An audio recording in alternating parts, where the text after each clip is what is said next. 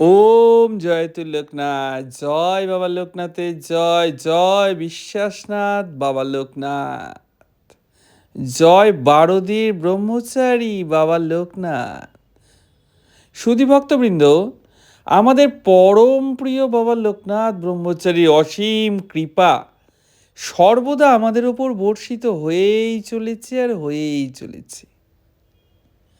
করুণা সিন্ধুর যুগাবতার বাবা লোকনাথের একাধিক কৃপা কাহিনী আমাদের মনে বাবার প্রতি ভক্তি ও আন্তরিক বিশ্বাস ক্রমশ বাড়িয়ে দিচ্ছে। বাবা আমাদের মনের প্রতিটা ইচ্ছা অনিচ্ছার খেয়াল রাখেন। এমনই একটি কৃপা কাহিনীর কথা আজ আপনাদের জানাবো। এটি আমায় পাঠিয়েছেন বকুলমণি রায় আগরতলা থেকে। তিনি লিখেছেন, ওম জয়তু লোকনাথ, জয় বিশ্বাসনাথ বাবা লোকনাথ।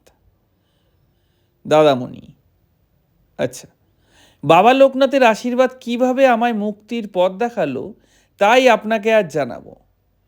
আমার জন্ম ইম্ফলে। বাবার পোস্ট অফিসে চাকরি সূত্রেই আমাদের ওখানে থাকা।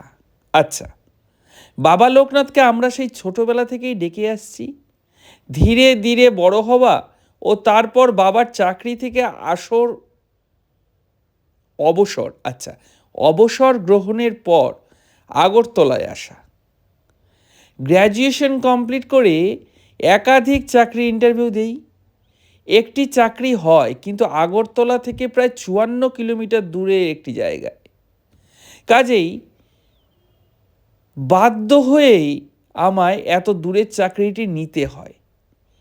এরপর প্রতিদিন বাবাকে প্রণাম করে আমি রওনা দিতাম।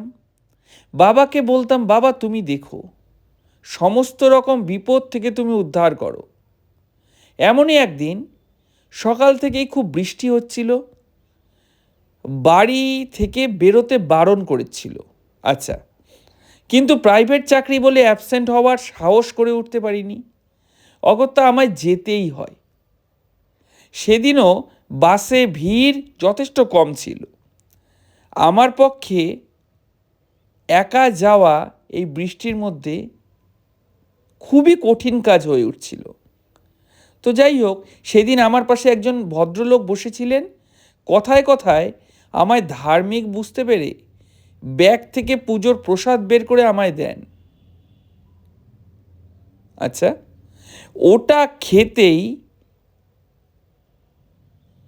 ওটা খাওয়ার পর মাথা ঘুরে জ্ঞান হারাই। যখন জ্ঞান আসে বুঝতে পারি আমায় খারাপ জায়গায় নিয়ে আসা হয়েছে। তো বুঝতে পেরে খুব ভয় পেয়ে যাই। সমানে বাবা লোকনাথকে স্মরণ করি, বাবা তুমি আমায় রক্ষা করো, তুমি ছাড়া যে আর কোনো উপায় আমার নেই। তুমি তো বলেছিলে রণে বনে জলে জঙ্গলে যে যখনই বিপদে পড়িবে আমায় স্মরণ করিও, আমি তোমাদের রক্ষা করিব। তাই আমি তোমার স্মরণ করছি বাবা, আমার যে তুমি ছাড়া আর কেউ নেই। ভয়ে খুব কাঁপছিলাম তখন। তো অদ্ভুতভাবে ওখানে একটি মেয়ে আমায় বলে, চিন্তা করিস না, আমি থাকতে ভয় কিসের, আমি তোকে রক্ষা করব।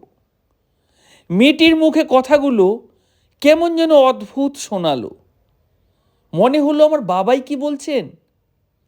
এরপর অন্ধকার হলে ও আমায় অলৌকিকভাবে সেই নরক থেকে বের করে মেইন রোড পর্যন্ত এগিয়ে দেয়।